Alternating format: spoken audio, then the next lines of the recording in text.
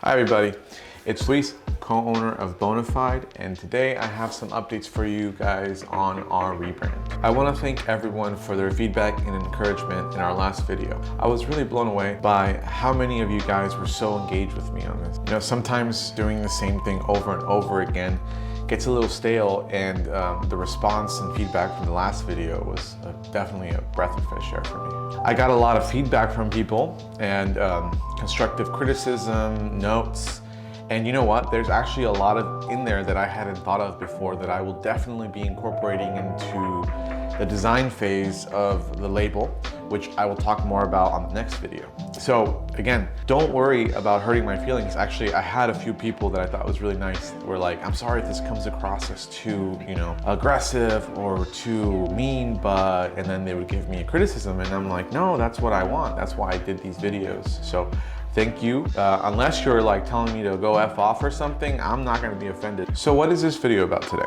Well, first off, I wanted to show you guys the evolution of our branding over the years. I brought some containers that I want to share with you guys. Second, I wanted to show you the container that we're going to use.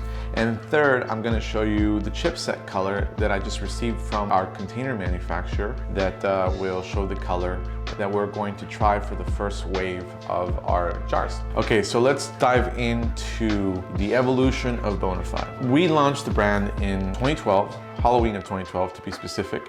And we started with the superior hold, so I thought it would be fun to just show you the evolution of the superior hold since then. So I brought a few containers, actually brought 5 containers to show you of how the product changed over the years. If you've been following us since 2012, you probably have one of these. This is from the first batch of product that we released. This is a 4-ounce superior hold from October 31st, 2012. We used to use these 4-ounce containers. It still kind of smells good. As you can see, the product's since gone bad because this thing is basically almost 9 years old now. These are the original containers. They're 4-ounce PET plastic containers. As you can see, they're amber, which is the original color that we used. And we used a short little hockey puck type container with a plastic lid. And I thought it was awesome because at the time, a lot of other companies were using double-walled containers. And this kind of gave a really compact design element to our branding. And it was really, really cool. Now, an interesting note on this product is if you notice the label was ripped off. The reason for that is because right before launch, I ran out completely of money. The project had gone on too long and I had no money left, and I had to find a manufacturer that can work with me for like, I think I had $200, $300 left that I could max out on a credit card, and I found a local supplier down the street from where I lived that agreed to do them in paper. So these labels are actually printed on paper. This is paper. It's not even good quality paper. Like if you dropped water on it, the ink would smear. This is what we released to market. Around the time, I was really into vintage things, old school packaging. If you guys remember, the big show at the time was Mad Men, right? In that show, one of their biggest customers was Lucky Strike. And I remember just like the imagery of Lucky Strike, and also some of my favorite cartoons like Looney Tunes always had this like red or orange kind of circle gradient.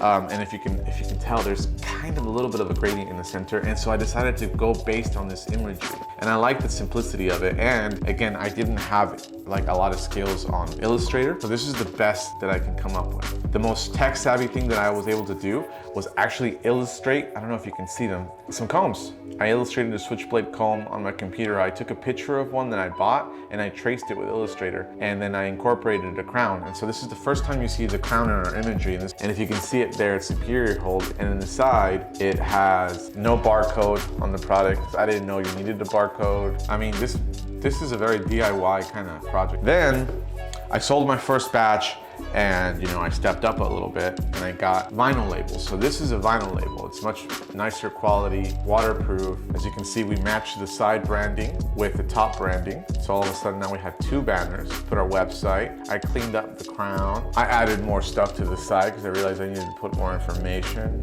Our city, the company name, the ingredients. It's funny, I'm looking back at this having not looked at it for a long time, and it's like nostalgic, This is like Bonafide pomade, 2012 to maybe 2014. The only other product that existed in this was the fiber pomade. During that time, we found a barber who was really cool, really nice person, easy to talk to, and he always just showed us a lot of support and a lot of friendship, and we decided to do a collaboration with him. And so I have here a Barber Justin Bonafide pomade with his logo and a crown on top. So this was our first ever collaboration can with Barber Justin. And it's cool because during that time, he'd tell me that it was so trippy to see himself on top of a can. So I decided to switch it up. A lot of the manufacturers in the time were using big containers, or they were using more thicker containers, more premium containers like the one that we're using now. So I went the other route. I decided to go really small, and we introduced this one. This is the Bonafide from 2015. To be honest with you, this is my favorite Bonafide. The reason for it is just because of how small it was. Like, it fit in the palm of your hand.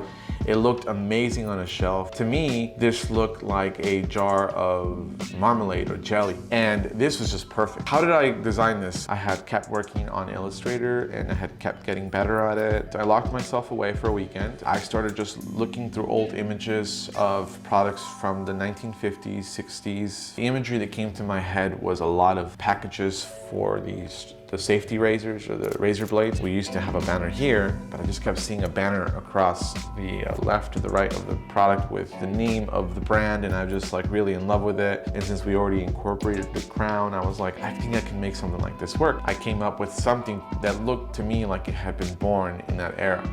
Here's the crown, now part of the official label. It has a product description, which the previous version was missing. Directions for use, which the previous version did not have. It had ingredients, our company information, a caution. It had a barcode and all the important information that you gotta have. Now, how did this end up being the worst blunder of 2015 for us? Everything was perfect about this container. I loved everything about it, but I did not check its heat tolerance before I sent it to be filled with product. The heat tolerance of this was several degrees lower than which the product is when it's poured into the container, and these things started warping on me. The hard plastic would start to wiggle, and you'd have indentations on the side, and so then we couldn't put the labels in properly, or else like when you would set them on the table, they would like roll because they were like bowed out in the bottom. We had to find a different container, and that is when I found this container. And this is an old one, that's why the label's all washed out. But this is the container that I settled on after. Durability to heat. This is a thick wall container. Its heat tolerance is amazing. And we took the same design approach on the label and just expanded it to make it fit. And this time we had our tops screen printed. So that's the evolution of that one. And this is basically like a bridge between the old and this one. So that's why they look so similar to each other. But this is what we've had, I think, since late 2015, 16 to current present day now. And I'm really proud of this. Like, for example, something that's interesting in this design element is the font that I used.